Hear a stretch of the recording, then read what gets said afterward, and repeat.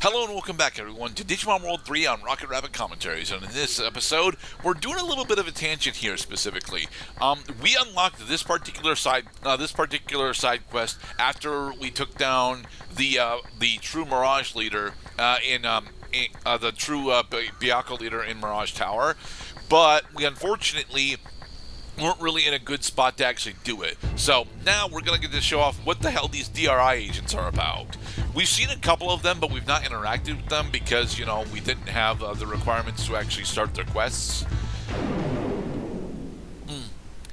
But we're back in Protocol Ruins to interact with a specific one. One thing that has happened whilst we were gone, and because we have specifically triggered Asuka City's lockdown, there is a new relatively powerful Digimon in Protocol Ruins that we can fight as a random encounter. That is relatively scary, but not scary enough for us to actually be worried about. In Baronmon, if you recall, Baronmon was a key NPC that we needed to encounter. Hey, Baronmon! Earlier, in order to make our TNT chip, so that we could actually make so that we could go and acquire the Digi Egg of Sincerity. That was a critical hit, just so you know. Chinese dragon mask. Isn't it more akin to a fire? No, that was not a critical hit. Or maybe it was. No. Yeah, it was not, because he's only giving us 80 experience. Alright, never mind. So, we are in Protocol Ruins in order to interact specifically with a DRI agent. This DRI agent has two specific unlock requirements. Firstly, your party needs to be under level 30. If your party is over level 30, he will not actually give you the side quest.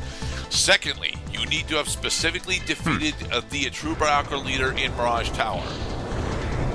To be perfectly honest, it's the second part of this that makes this the second requirement that makes getting Vmon an absolute pain in the ass, because the game fully expects you to be relatively close to having your first Mega Digimon when you go and take down the true leader for Byakko.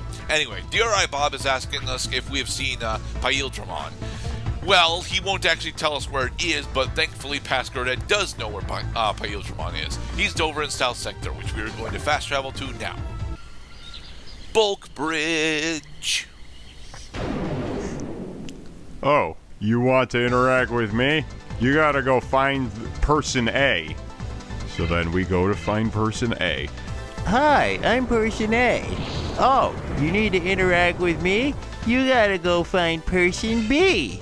So then we go to find person B. And then person B says... this is actually a person A objective B. Right. So you get strung out along the road, and then when you finally get to the point of major resolution, then you start working in reverse order from the last person you talk to the most recent to the oldest person you talk to, and encounter in chronological order. Well, the thing is, this is only two NPCs that we gotta talk to: DRI Bob and Paildramon.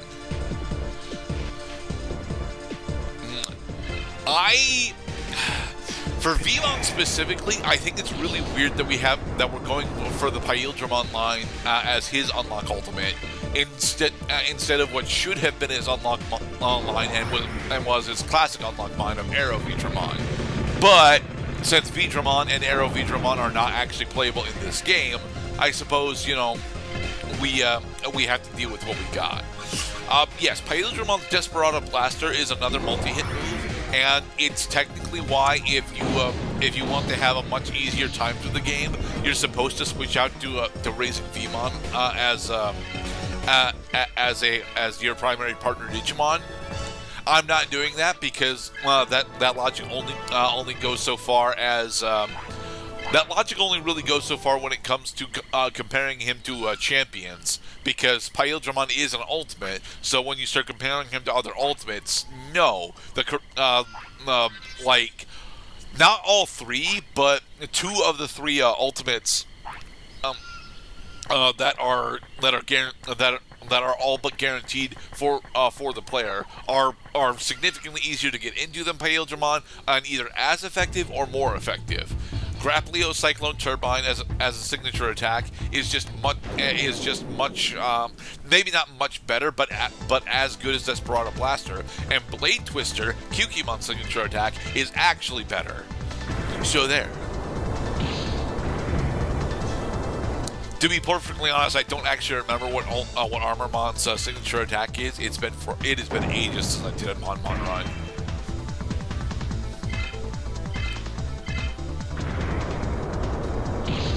Pow.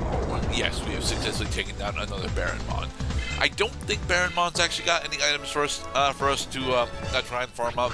But to be perfectly honest, I was always worried about encountering Baronmon through prior playthroughs because the change for Vertical Ruins happened so late in Chapter 2 that I always end up thinking that I used to think that it was, you know, a significantly more difficult Digimon than it ends up turning into.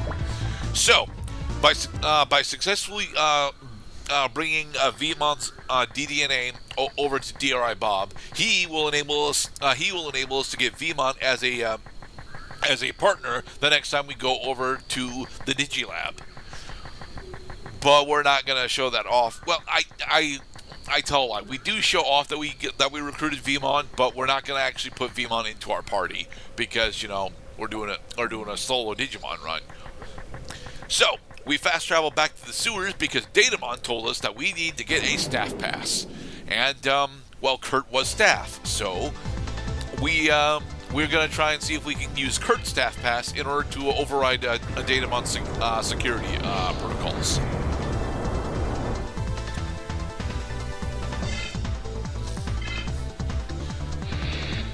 And then he used Fart Attack.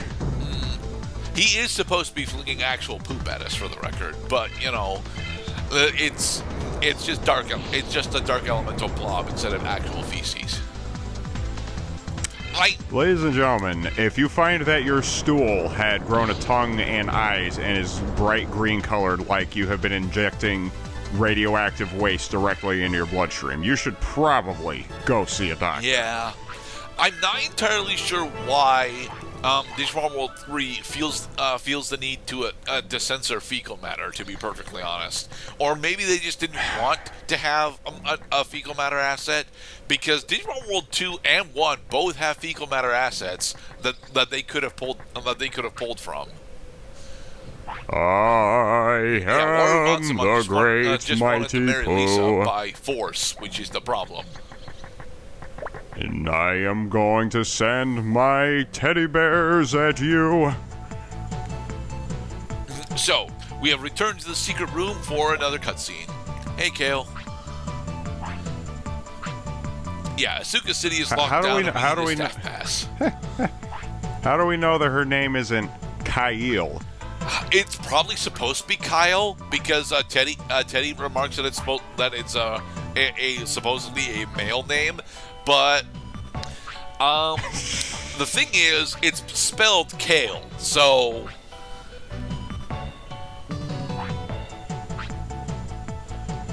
One of these days, we're going to get an authoritative answer as to how to pronounce Liza Oinkmon Junior. He's very clearly a digital pig. It's Oink, okay?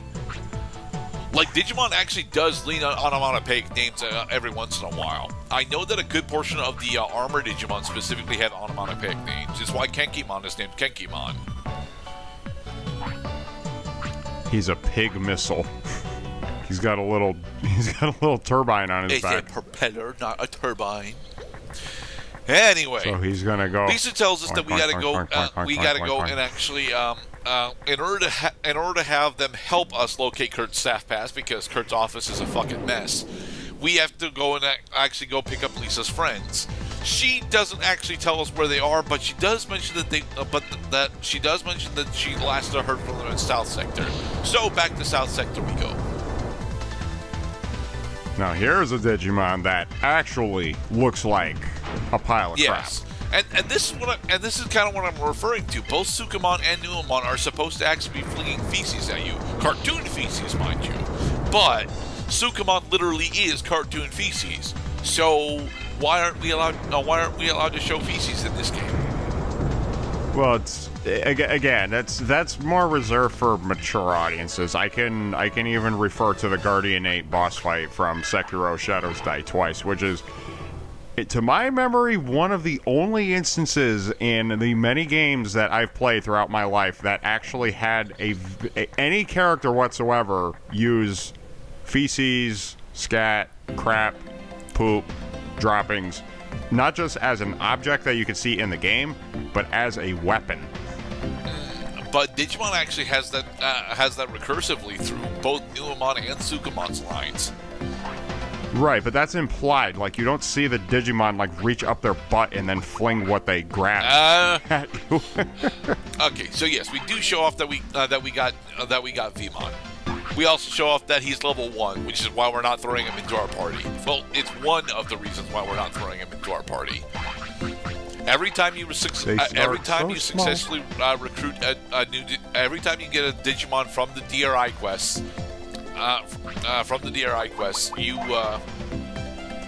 they enter your party at level 1, which is a huge issue because none of the Digimon that you have the ability to recruit.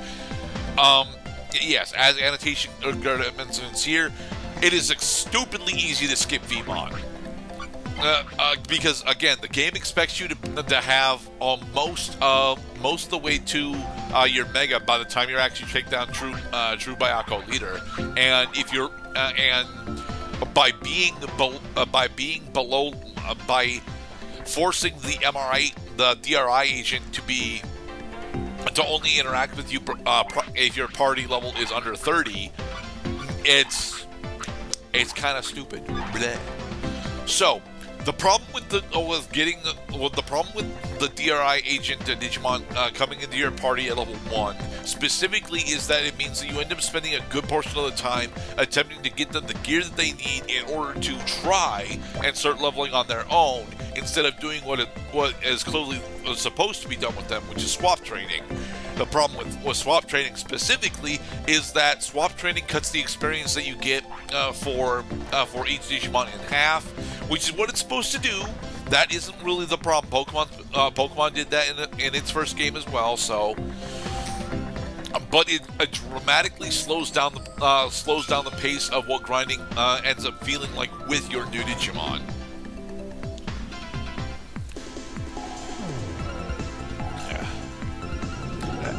So swap training as in, I was in the fight for 5 seconds and my partner was in the fight for a half hour. Therefore, I get some of the experience because I was there. You get half the experience, Mr. Cloud. Not taking into account how long or how much involvement the Digimon actually had during the fight. Yeah. It just had to just show up in the arena. Yeah. And they call that an assist. Despite the fact that the Digimon that you threw out first did literally nothing.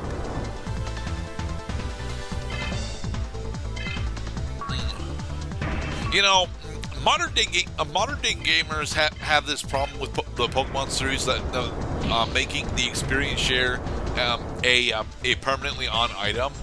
But then when I look back at when I look back at the early 2000s, I'm like, I don't want to do swap training for all of these mons. I think that's also why they stopped making XP All a thing as of Generation 2 Pokemon, because that is just way too slow. Yeah, XP All was a terrible fucking item.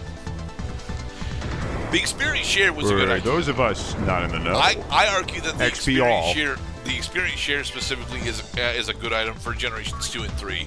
Not sure how much it actually benefits for. I like using it in 5, but 5's experience curve is kind of whack. So, anyway, in the next episode, we will successfully come in contact with a bunch of old NPCs, also Lisa's friends. Be safe, everybody.